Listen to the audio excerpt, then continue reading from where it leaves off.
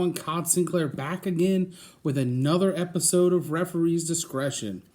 Today we are taking a look at ECW Anarchy Rulz 1999, taking place from the Odeum Expo Center in Villa Park, Illinois. This was supposed to be a collaborative review with myself and Jeff Hitman Hall. Unfortunately, there was some audio issues in post-production. We talked about it, and we thought it was best just to get this episode out. And we'll have Jeff back in the month of November. But we'll get to that at the end of the review with a special announcement. But we're going to jump right into the show here. Masato Tanaka being stopped for an interview, pulling into the arena, asking how he feels being the number one contender for the ECW World Championship.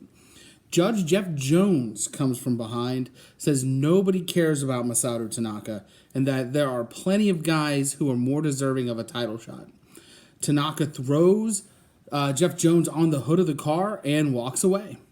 Jones then says that Tanaka is going to pay the price. The price will be awesome. Foreshadowing? Tonight on commentary, we are welcomed to the pay-per-view by Joey Styles and Cyrus, a.k.a. Don Callis. As we open up with our first match, it is Lance Storm being accompanied by Dawn Marie, taking on Jerry Lynn. Huge pop for Dawn Marie coming out. Storm, kind of a warmer reception, but obviously for Dawn Marie. Lynn is out next. His ribs are taped up. Interesting ring introductions, though. Dawn Marie is referred to as Lance Storm's personal bee. And then you have Jerry Lynn being introduced as the new effing show. Joey Styles says that this is the first ECW pay-per-view to be aired in Canada. That is excellent news, especially in 1999 as they were rising. They only had a couple of pay-per-views under their belt at this time. This is great catch can wrestling here. At one point, they're exchanging pinfall attempts. Jerry Lynn gets the better of the exchange, hits a beautiful German suplex for a near fall. Storm hits a super kick out of nowhere. Both men are down, but Storm's leg falls over Jerry Lynn. It takes referee John Finnegan a hot minute to realize that this counts as a pin. By the time he gets into position and starts the pinfall, it's only good for a near fall. Storm grabs a leaping Jerry Lynn and sits him on the top turnbuckle. Storm climbs up with him, and Jerry Lynn hits a sunset flip powerbomb for a pin attempt, but Dawn Marie gets involved, throws a chair at John Finnegan to break up the count. Both men to a vertical base. Jerry Lynn grabs the chair, swings and misses. Storm goes for a powerbomb, but Jerry Lynn counters with a DDT for a pin attempt, but Dawn Marie once again involved, puts Storm's foot on the rope. Lance Storm tries to whip Jerry Lynn into the corner. They have a chair propped right in between the second and third turnbuckle. Lynn baseball slides underneath the bottom rope to avoid the chair, but catches his ribs on the ring post. Lynn to the middle rope, connects with a beautiful Hurricane Rana. After that move, Jerry Lynn really favoring the ribs now. Lance Storm with a big knee to Lynn's ribs, rolls him up with a 3/4 Nelson pin for the win. Solid 2 count here. Jerry Lynn does a great job throughout the match selling his ribs. Everyone looks strong. I feel like the fact that John Finnegan's officiating was really inconsistent, as well as Dawn Marie's interference. It was there, but it was very weak. It really didn't serve as any purpose. The count would have been higher if those things would have been corrected. Out next to the ring, Simon Diamond, for his ECW debut, has a mic in hand. He says he has a problem. He says he needs a tag team partner, so he looks at Tom Marquez, who is the most recent graduate of the House of Hardcore, but tells him to sit back down because he doesn't say Simon says. Simon says that there is no man that wants to stand next to him and be his tag team partner. And here comes Jazz. Jazz comes out to the ring, says she's trying to prove herself. And after taking some rather harsh, misogynistic trash talking from Simon Diamond. Jazz pushes Simon into the corner, and the only thing you hear is Simon Diamond yell, Marquez, get in and get her. And then we hear a bell. So next match, I guess, is Jazz versus Tom Marquez. Marquez with a kick to the gut. Jazz off the ropes with a crossbody. Catches her and hits a world's strongest slam. Stands right over top of her, showboating, and she locks in a testicular claw. Getting out of it, Marquez with a thumb to the eyes. Jazz off the ropes, though, hits a Jazz stinger out of nowhere. She goes for a pin. Looks like it's going to be a 3 count, but Tony DeVito pulls the ref out of the ring before he can count the win. If we're going to count this as a match, and I am because it'll go into the final grading, this is an absolute 0. There's nothing that really happened here. I mean, Jazz is a tremendous women's wrestler, but the match overall, there was nothing to it. So it's going to get a 0 count. Now you have DeVito and Simon Diamond with the beatdown on Jazz when Nova and Chris Chetty run in and make the save. Nova and Chetty dispose of DeVito and Simon, and I guess now we have a tag team match. Nova and Chris Chetty versus Simon Diamond and Tom DeVito. Nova with a springboard crossbody to the outside on Simon and DeVito. Nova going for DeVito in the ring, but he hits a low blow. You have to love somebody like Tom DeVito wrestling on a pay-per-view in like cut-off sweatpants shorts and white socks and tennis shoes. It's just a beautiful sight to behold. But he's putting the boots to Nova. Picks him up for a sloppy-looking powerbomb. Cut to Chetty sitting on the outside. Medical personnel taking a look at his knee or his ankle, probably within that first run-in. But you do not see him for the rest of the match. DeVito is the legal man now. Horribly botches a side effect. Crowd lets him have it hard, so he feels, just try it again. And, he connects, but the crowd continues to give it to him. Jazz on the apron now for no concernable reason. But out of nowhere comes Roadkill, Danny Doring, and Angelica, taking it to Simon Diamond, Nova, and DeVito. Roadkill and Doring hit a heart attack on Jazz.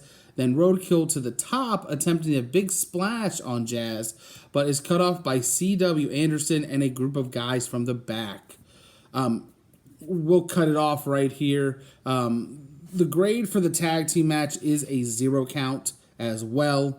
Minimal action. I was really contemplating giving it a half count because, albeit there was really nothing to it, there was still a little bit of action, just a glimmer of hope.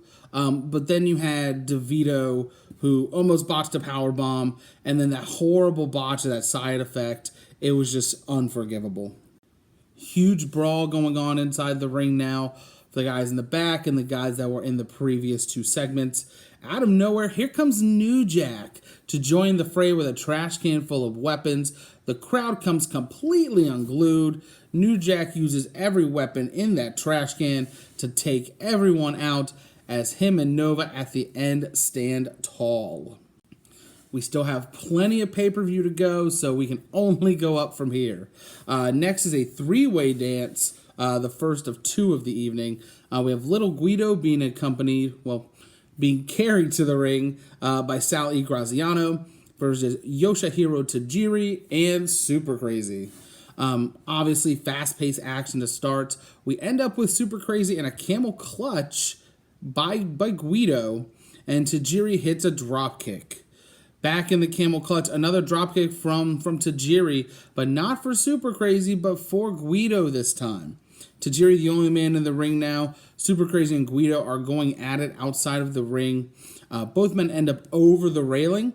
Tajiri hits a baseball slide, though, to get out to the ring. Stays on the apron, though, and then hits a big acai moonsault over the railing into the crowd on both men. Tajiri and Guido on the outside now. Tajiri throws Guido over the railing, and now it's Super Crazy's turn to hit a top rope Acai moonsault over the railing once again on both men. Super Crazy back in the ring. Sally Graziano getting involved on the apron. Super Crazy, though, hits a springboard dropkick, sends Sal through the table to the outside on the concrete. This was a tremendous spot to behold because Sally Graziano is 600 plus pounds. And him falling from the apron through a table that's on a concrete floor is insane. He does hold himself a little bit after the dropkick to try and, I guess, soften the blow a little bit, but it's still a nasty spot. Back to the match, though. Tajiri goes for a sunset flip powerbomb on Super Crazy, somehow turns it into a tarantula. Guido with a big dropkick on Super Crazy while still in the tarantula. Super Crazy now with an inverted surfboard on Tajiri, turns it into a dragon sleeper. Very innovative offense in this match is why it's one of my favorites of the night. Double team action here now, though, on Tajiri. Super Crazy has a camel clutch, and Guido has a Sicilian crab locked in. Guido with an unprettier on Super Crazy for a near fall. Tajiri has Guido in a tree of woe. Super Crazy goes for a basement drop kick, but Guido sits up and avoids. However, Tajiri right behind him with one of his own connects. Shortly thereafter, Super Crazy hits a moonsault to eliminate him. So now we are down to a one-on-one contest between Tajiri and Super Crazy. Super Crazy taking way too long to attack, in my opinion. Tajiri hits a springboard back elbow. Super Crazy reverses a suplex attempt with a sit-out powerbomb. Super Crazy has a dragon sleeper locked in, climbs the ropes, and hits an inverted tornado DDT. Super Crazy going for the trifecta of moonsaults, gets one, but Tajiri gets the knees up on the second. Crazy on his knees now. Tajiri with a dropkick to the head, and then another dropkick, sending him to the mat.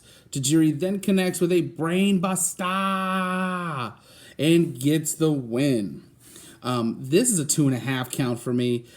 This is a heck of a match. All three competitors look strong. I actually had this at a 2 count for a while because once Guido gets eliminated, unfortunately, action stops almost immediately.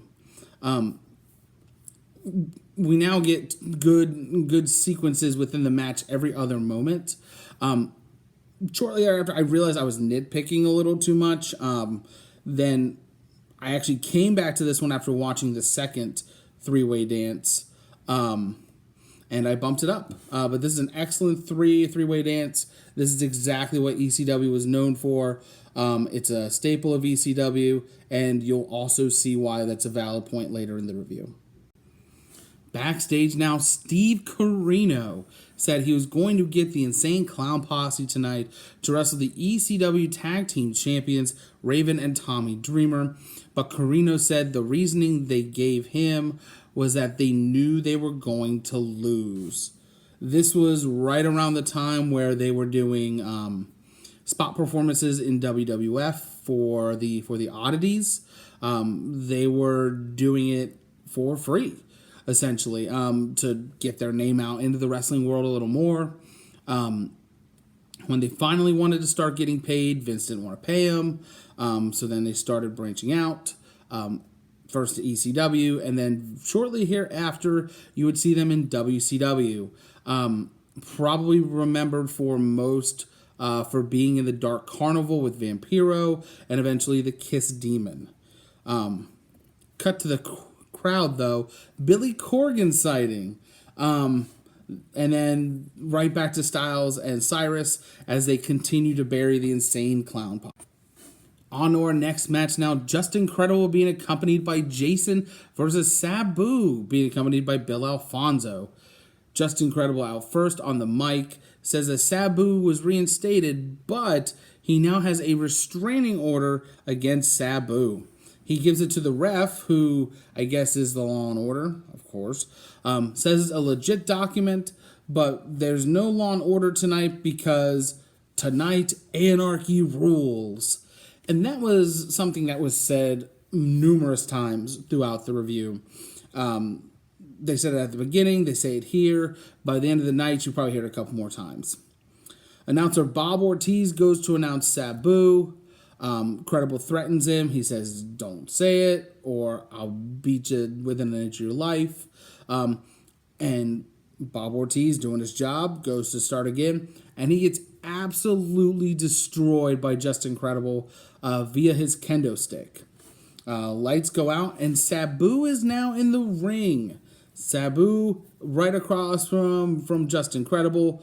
Jason tries to jump him. Does not work. He takes him out, and we have a match now. Sabu getting to work on Justin Credible. Both men to the outside very quickly. Sabu cracks Justin Credible with a chair shot to the head. Bill Alfonso slides a table onto the stage, and Sabu has it set up. Credible does turn the table, no pun intended, puts Sabu on the table and hits a big splash. Credible over the barricade now. Sabu in the ring, sets up a chair off the top rope now. Somersault plancha onto Justin Credible. There's a table set up against the barricade on the outside.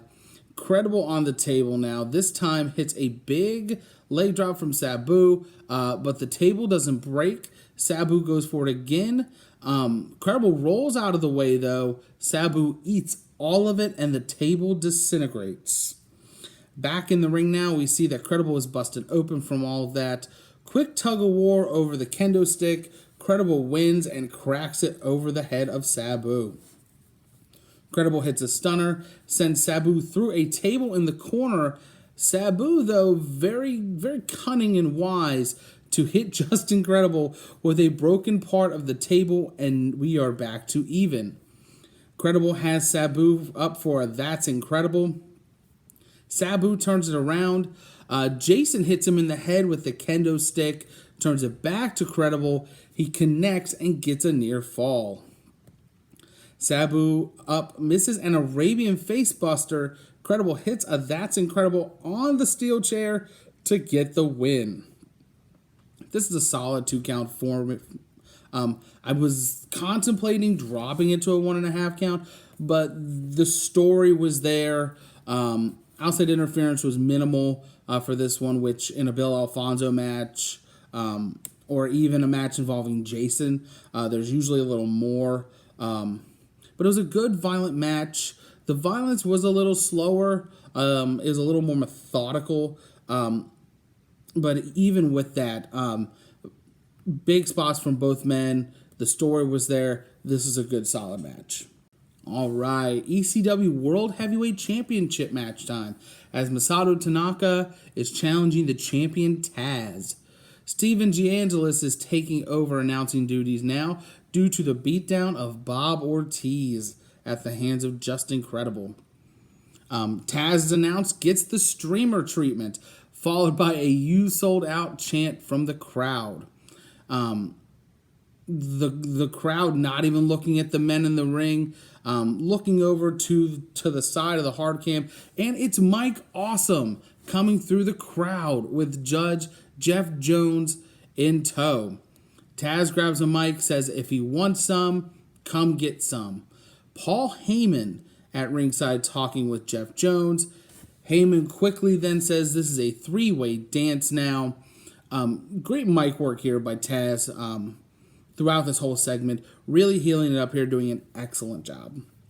So, refresh. We have now a 3-way dance between Mike Awesome, Masato Tanaka, and Taz for the ECW World Heavyweight Championship.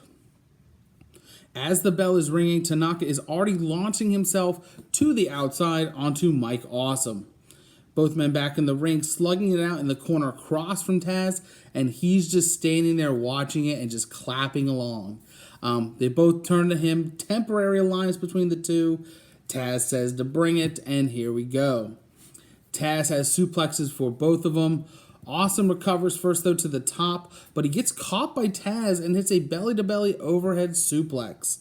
Tanaka out of nowhere with a roaring elbow. Awesome hits an awesome splash, and within the first 2 minutes, the ECW World Heavyweight Champion, Taz, is eliminated.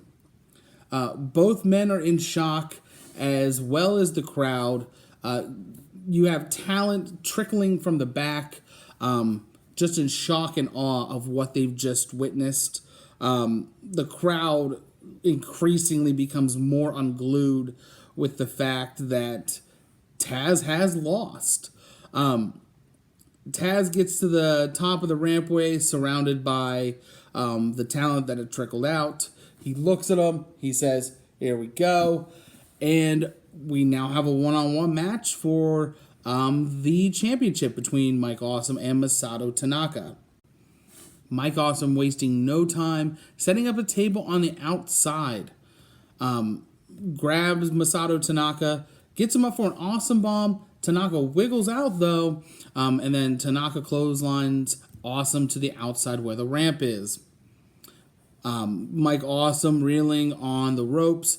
Tanaka has a chair, runs all the way up, and before I go any further with this, they did the same spot for ECW Heatwave 1998, also reviewed here on Referee's Discretion.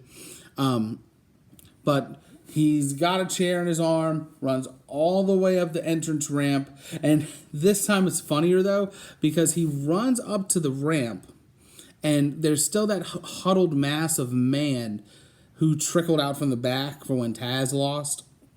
They're still standing there. So as he's running up to the top, they have to like shuffle out of the way to like make a path for him.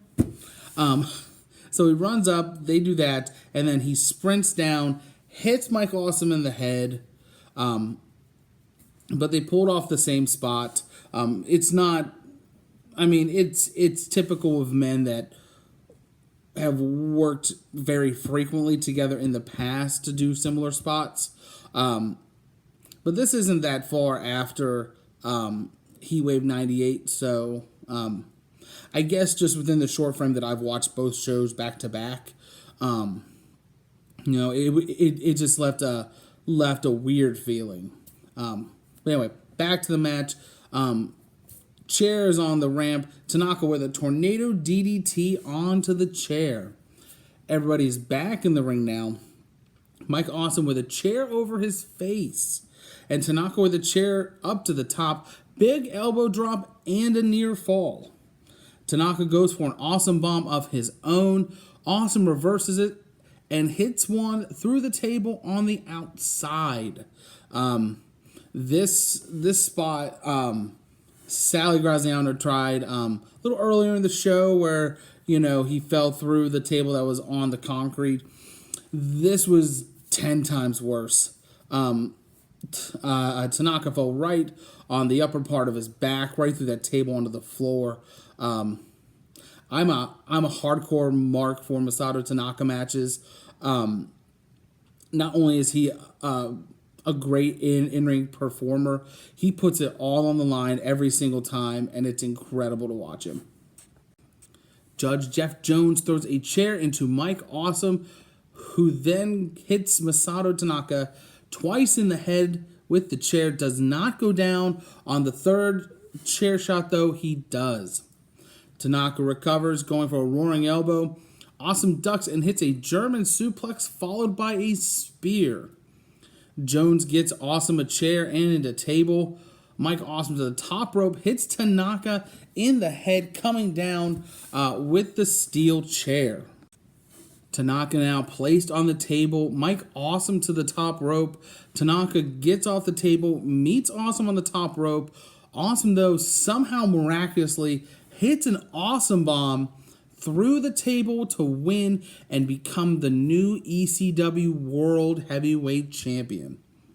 Post-match, Taz, who for a while now as the World Heavyweight Champion, has said whoever beats him and is the new champion, he will hand the title to them himself and shake their hand. So here in the moment, Taz is a man of his word, gives the title to Mike Awesome, and shakes his hand. This is a 2 count. Strong showing by Mike Awesome and Masato Tanaka. Good for Taz to go out on his back. I'll get to that in a moment. I liked Awesome versus Tanaka from Heatwave more than this. This was still good. I just didn't like the fact that, we're just replaying just the same spots in the matches, just on a different card. Like I said earlier, it just left me with a weird feeling because I had seen it before. Like I said, this is great. Anytime Mike Awesome Masato Tanaka get in the ring, it is good stuff. Throughout the match, though, commentary is saying that Mike Awesome wasn't supposed to be here. He wasn't scheduled, wasn't on the show, which was absolutely true. At the time, he was actually wrestling for All Japan Pro Wrestling and was known as the Gladiator. Taz, on the other hand, would have only 2 more matches after this, one on pay-per-view and one pre-taped that would air on TNN.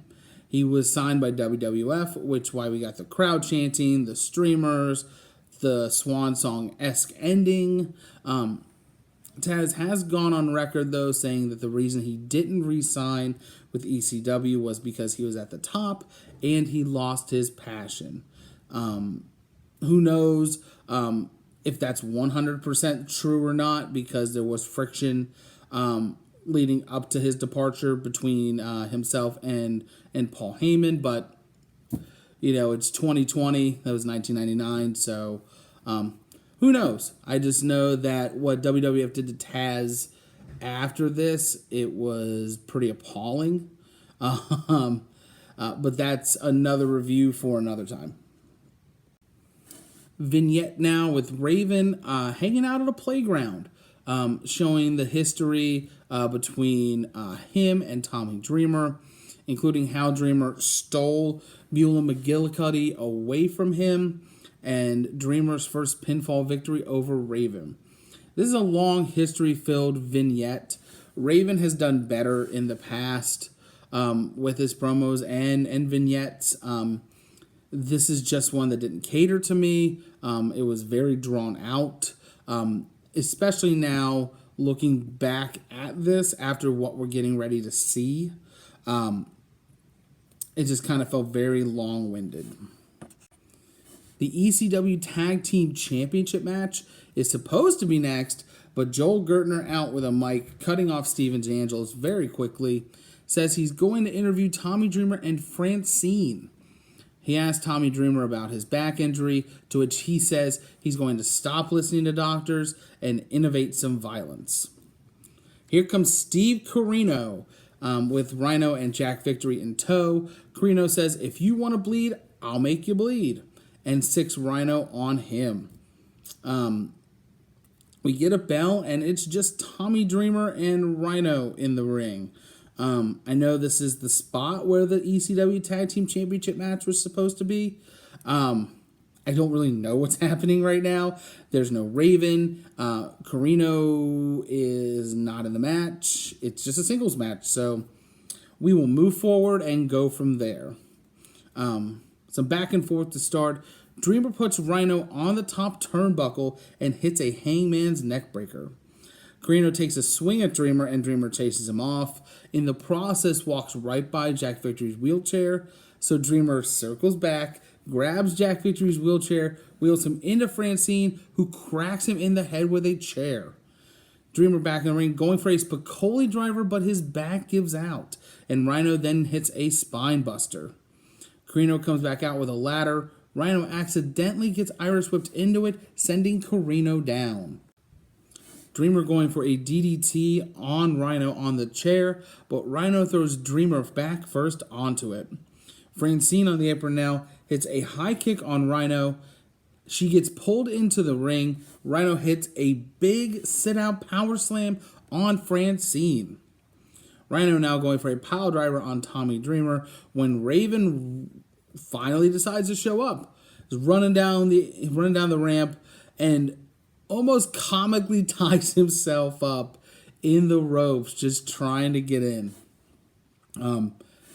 When you go back and watch this, it's absolutely comical. Maybe he was just a little excited, but he gets tangled up really easy, and it's hilarious. But immediately grabs Rhino, hits an Eva Flow DDT. Victory and Corino in the ring now. The Irish Whip Dreamer and Raven into each other. Both are unfazed. Dream and Raven both hit a DDT on their opponents to get the win. DeAngelis announces Raven and Dreamer are the tag champs. I don't know what this was. It's a 0 count. I am beyond confused. No proper introduction to the match. No logic behind just starting out with Tommy Dreamer versus Rhino. People just coming in whenever they want. And above all, it wasn't really a tag match. It was a singles match with some run-ins. And then finally at the end, Steve DeAngelo says something about the tag team titles. Done. This was rough. The only thing that saved it was Raven getting tangled in the ropes. Axel Rotten in the ring now with a mic calls out the new ECW World Heavyweight Champion Mike Awesome. Instead of getting him, out come the Impact players. Storm tells Axel to rescind his offer or they will make him rescind it. Axel takes the fight to them, but quickly gets caught in the numbers game. Crowd increasingly becoming unglued. Here comes Balls Mahoney and Spike Dudley to help. Spike goes to acid drop Jason, but Dawn Marie is in his way, so Spike instead gives her an acid drop. Balls back in the ring with a chair. Everyone bolts with but Johnny Smith, who gets a wicked headshot with the steel chair. Boy, was that a rough spot to watch. He was supposed to face Rob Van Dam in the main event for the ECW World Television Champion, but Axel, back on the mic, asks Bill Alfonso to accept the new opponent of Balls Mahoney. Steven D'Angelo starts announcing, and here we go. So we will make this official. Balls Mahoney challenging Rob Van Dam for the ECW Television Championship. RVD demonstrating his athleticism early, hits a springboard back kick and a top rope crossbody. Balls to the outside, Rob Van Dam follows. RVD avoids going into the ring post, instead sending Balls into it and then into the crowd. Alfonso, with the attempted assist, throws a chair at Balls so RVD can kick the chair into his face, and instead RVD slips hard on the guardrail. Balls then throws the chair at RVD's head. Back in the ring, Balls gains control with a big belly-to-belly. He sends RVD over the barricade and follows him over with a chair. Balls swings and misses, and RVD retaliates with a Van Daminator. Balls busted open, and RVD back in the ring. He connects with a huge somersault plancha in the crowd on Balls. Both men back in the ring now. Balls on the offensive with a big power slam, a New Jersey jam, a ball breaker, then to the top rope. He mocks RVD, hits a frog splash, Balls up to the top again, but RVD meets him up there and hits a big superplex. RVD with rolling thunder on a chair onto Balls. RVD goes for a monkey flip on the chair, but Balls counters with a powerbomb on the chair. RVD attempting a Northern Lights suplex. Balls counters with a DDT on the chair. Balls with a pile driver, follows it up with a super kick. Commentary and the crowd lose their mind over this. I'll get more into that at the end of this match. But Balls now with his own chair blasts RVD in the head. Goes for the pin, but Bill Alfonso breaks it up.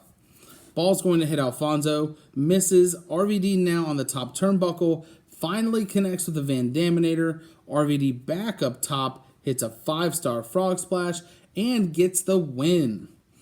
Post-match, Rob Van Dam and Balls Mahoney hug it out. Fade to black. End of the show. It's a solid 1.5 count. A little bit of a slower movement, probably because of Balls Mahoney, but he is super athletic. As a bigger guy, it's a very welcome surprise to see that he's as agile and athletic as he is. Credit to both men, though. This is a very good match. Just the slower pace, it really takes you out of everything that happened leading up to this match. All the matches before it, the brawl, the culmination of of the entire card was this match, and I don't think that it lived up. My final grade for ECW Anarchy Rulz 1999 is 3.5 out of 5 stars. The Ric Flair Award goes to the three-way dance between Little Guido, Tajiri, and Super Crazy. The Russo Award goes to the Simon Diamond segments and matches. We had a very strong opener. Then we had the Russo Award recipient. And then a strong rest of the card sans the tag title stuff. I don't know what to call it. The one thing I haven't mentioned, though, is how dang good Cyrus and Joey Styles were on commentary. This doesn't... I wouldn't rank this card in general above the other card that I've reviewed here on Referee's Discretion, ECW Heatwave 1998. I feel like that card overall had more cohesion, and overall, while it misstepped a little bit throughout the card, this had moments where it just completely took you out of everything. Whereas Heatwave, it just kind of kept chugging along, and you didn't realize that any misstep had happened. So if you're choosing between the two, which one to watch, this is a pretty dang good show to watch. But I would recommend the Heatwave 1998 card first. So those are my thoughts on Anarchy Rulz 99. What did you think about it? Leave your thoughts in the comments below. Remember to watch WrestleCast live every Monday and Thursday on Facebook, YouTube, and listen on Apple Podcast. Head over to our YouTube page to catch Creative Control starring Patrick Lilly, who just released the first episode last week. Still on the docket, waiting for the debut of the Dean of Old School Dwight Parker show. Do your darn homework. Don't forget to like, share, subscribe, and follow Podcast World Order on social media platforms.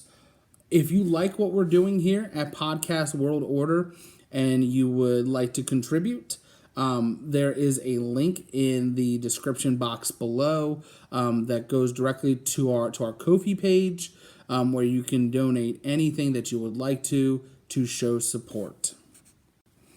On our next episode, I'm going back to TNA, and gosh darn it, I'm taking some of these ECW guys with me. Join me next time as I review TNA No Surrender 2006. From everyone here at Podcast World Order, thank you for watching, and remember, at the end of the day, it's referee's discretion. I'm Codd Sinclair, and I'll see you next time.